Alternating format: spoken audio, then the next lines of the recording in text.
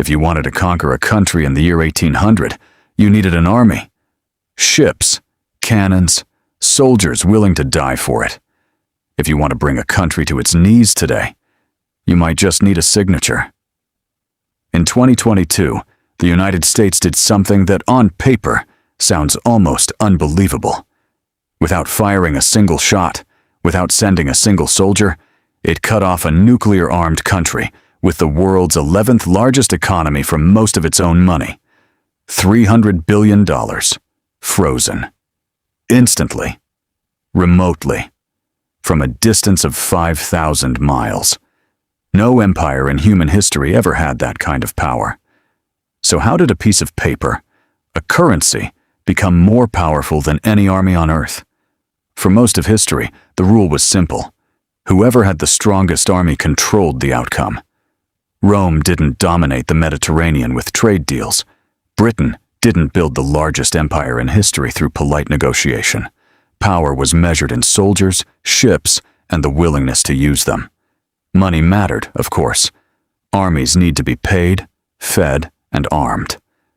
But money was the tool that built the army. The army was still the instrument of power. That relationship, money-serving force, held for thousands of years. Then, in the 20th century, something started to flip. In 1944, while the Second World War was still being fought, representatives from 44 countries met at a hotel in New Hampshire to decide what the post-war economy would look like. The agreement they signed, the Bretton Woods system, tied the world's major currencies to the US dollar and tied the dollar itself to gold. On paper, this looked like a technical accounting arrangement. In practice, it was one of the most consequential power shifts in modern history.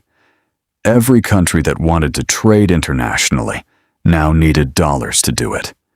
Not because anyone conquered them, because they signed up for it. For 27 years, this system worked because the dollar was, in theory, as good as gold. Any country could exchange its dollars for a fixed amount of American gold on demand. Then, on August 15, 1971, President Nixon went on television and ended that promise. The United States would no longer exchange dollars for gold. Just like that, the link was severed. Economists at the time worried this might collapse the dollar's global standing entirely. Instead, something stranger happened. The dollar didn't fall. It floated free, and somehow became even more central to the world economy than before. Here's how the dollar found its new anchor. Not in gold, but in something the entire modern world runs on. Oil.